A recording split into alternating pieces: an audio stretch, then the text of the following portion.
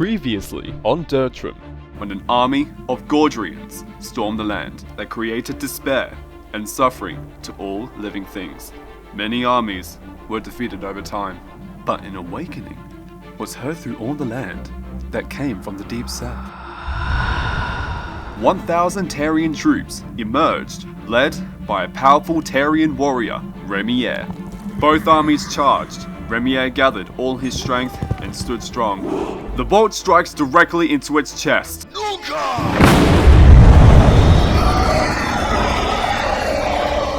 So much life had been lost, and the third age of DIRTRIM had begun.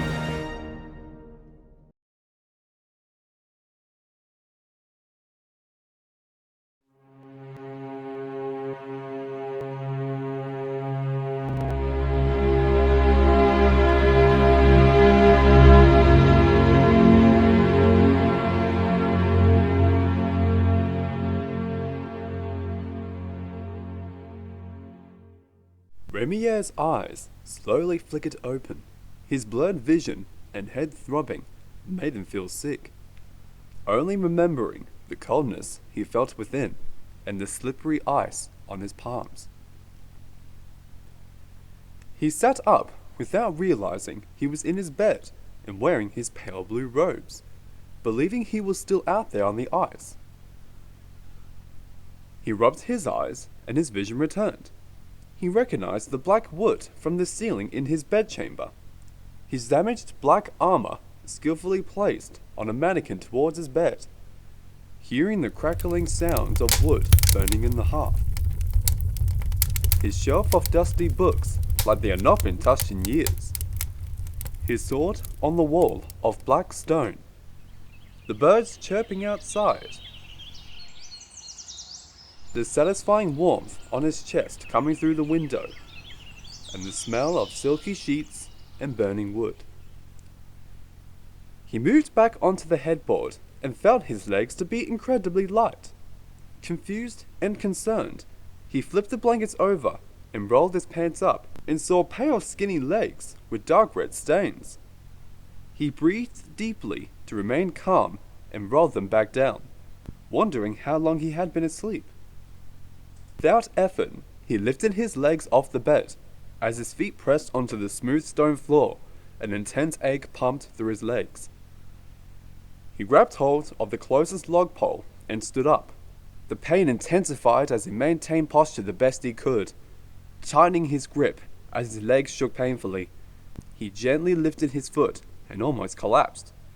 The door suddenly creaked open, and he stopped to see his wife enter the room. Elga. A beautiful face of smooth pale skin. Purple linear markings glowed on her sharp cheekbones to the bottom of her neck. Her red hair as vivid as a rose, bright purple eyes, and dressed in her dark green gowns. Paralyzed in happiness, she rushed to hug him tightly and fell onto the bed. Time stopped in a collision of senses when his lips met hers. His fingers traveled on her smooth cheeks, then through her soft hair. My, aren't I glad to see you, said Remir. Tears welled in her eyes, then streamed down her cheeks. What's wrong? He asked, wiping her tears. It's nothing. I'm just happy to see you awake at last. How long have I been asleep? Almost 2 weeks, I'm afraid. His head dropped back on the mattress, letting out a sharp breath of shock, having thought he had been asleep for only a night. Oh my goodness! She shouted. Your brother and the council will be thrilled to see you! I'll go and inform them! She got up and left for the door. Wait! He cried. As much as I would love to see them, but I would prefer to discuss things once I'm in better health. I understand that, but they had been as worried as I had been over the last couple of weeks, especially Ildra. Let them see for a few minutes and you can rest until then. He sighed. Okay, send them in, he said miserably. She bowed her head and left, closing the door behind her. He felt miserable as he struggled to move back onto the headboard as his legs throbbed repeatedly. After a short time had passed, his head had finally stopped throbbing, then heard the sound of footsteps creaking the wooden steps. He felt his heart pumping from both nerves and excitement. The door quickly opened, and the council approached him one by one. First was Remir's closest brother, Ildra, the finest swordsman of the Tarians, equally as strong as a troll for a regular-sized man. Brown braided hair, lean body, and matched Remir's golden eye color.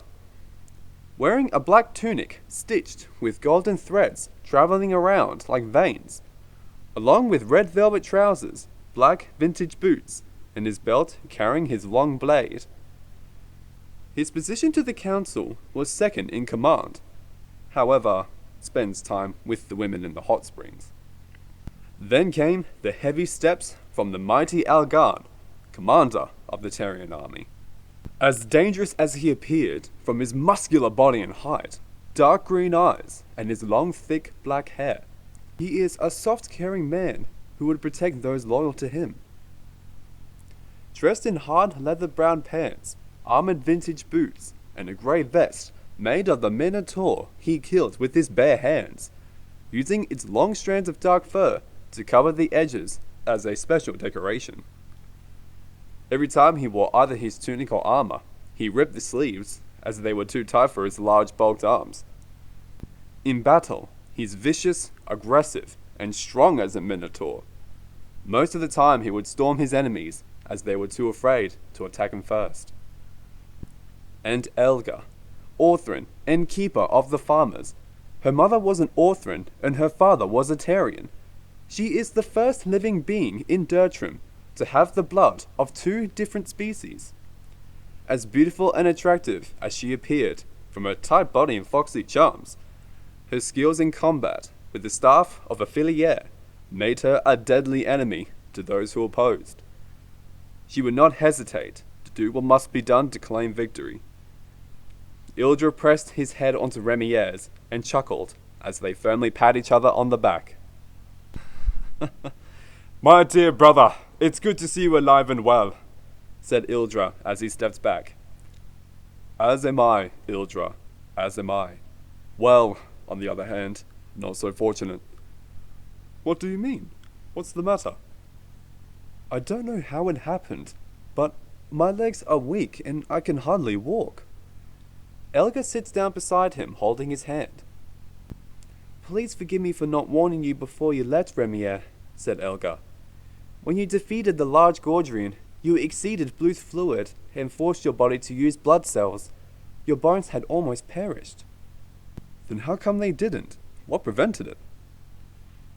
Once you returned home, we took you down to Hearth's temple as quickly as possible. Since you used too much of your blood, your heart was hardly pumping. I slowed down the blood loss, while he crushed a glandu plant into liquid, then poured it over your legs, freezing the cells, then later replenished them, she explained. A few more minutes had passed, and you could have died. You were lucky to be unconscious, or you would have experienced a significant amount of pain for hours on end. It takes a long time for the bones and muscles to grow back. Blue fluid is a rare liquid harvested from a glandu plant. Orthrins from Embriel are the only species who know how to grow them. Farmers outside of Embriel would fail with any kind of fertilizer, herb, liquid, mineral, or any other kind of material. Legend said if a Tarian had the ancestral blood of Plath, a powerful species that have been extinct for many years, would have the power to absorb the fluid. Remir, Ildra, Elga, the Westarians, and the Orthrins have that blood. After she had explained, it scared him to think he had almost died. There is no need for forgiveness, my dear, Remir assured her. I in fact thank you for that matter. You saved my life. She nodded in gratitude. Algarn stood close behind Elga and rested on the log pole, causing a slight creak from his weight. Rosenthal has had a few changes during your absence. We've built more training grounds and camps around the outer rims of the city. We planned on building a wall to strengthen defenses. Of course, we couldn't proceed without your consent, said Algarn. Remir wanted to agree, but the more he thought about it, the more questions it had raised. It's good planning, but we will discuss this further once I have recovered. Until then, have your guards trained and prepared. There's something I need you to do for me. Algarn bowed his head, and thought what that may be.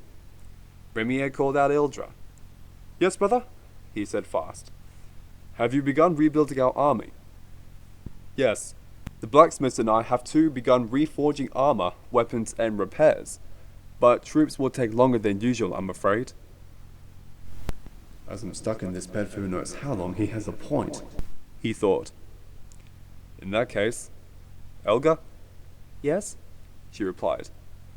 While I recover, will you assist Ildra to train our troops? We need our army as soon as possible. Of course, I will do what I can. But with all due respect, I think Algarn will be a better assistance. His skills with the sword are far greater than mine, and provides better training in close combat. Algarn agreed with her, but didn't say anything. Yes, that is true, but I have something for Algarn to do for me. Let me do the deed, said Ildra in high interest. Remir sighed and was left to rethink for a moment, knowing Ildra would try to persuade him with all the points he can come up with. During their childhood, he often got his way through persuasion, no matter how small the matter was. He soon consulted to have Elga and Algarn stay in the city, and they kindly agreed without comment. Then talked to Ildra about his task, and he was thankful for it. It made Elga curious as to why he had been non-committal of the task. Remir noticed it in her eyes and wanted to escape the topic. And how go the hunts in the forest, Ildra? Everything was running smooth as butter, until a few days ago we found large footprints in the east side of the forest. Was anyone familiar with what it could have been? I'm afraid not. Interesting. And how large was the print? Not to intimidate, but almost as big as me. The thought of a potential Gordrian grew in his head. Let's hope none of them survived. I suggest you assign hunters good with their tracks. I need you to find it as soon as possible. I fear the worst. Yes, brother. I'll inform you if we find anything. You have my word. He bowed his head in gratitude. The council carried on with their discussions, which eased his thoughts and worries. Ildra and Algarn soon left to resume their duties, happy to finally relax without their palms sweating in anxiety. Elga remained where she was. I'll bring you a drink for your legs in a couple of hours. It's currently heating by the fire. Thank you, my dear. Oh, and if you would be so kind, please bring me something to eat. My stomach's aching so much it feels like it's eating itself, said Remir, amusing her. She kissed him on the head, then exited the room, closing the door once again. Alone at last, he adjusted himself to lay back down on his puffy pillow, satisfied to have the discussions off his shoulders, for now. He stared at the dark ceiling, admiring the patterns flowing across the ceiling, but the blackness reminded him of an eye color, an eye of a Gordrian.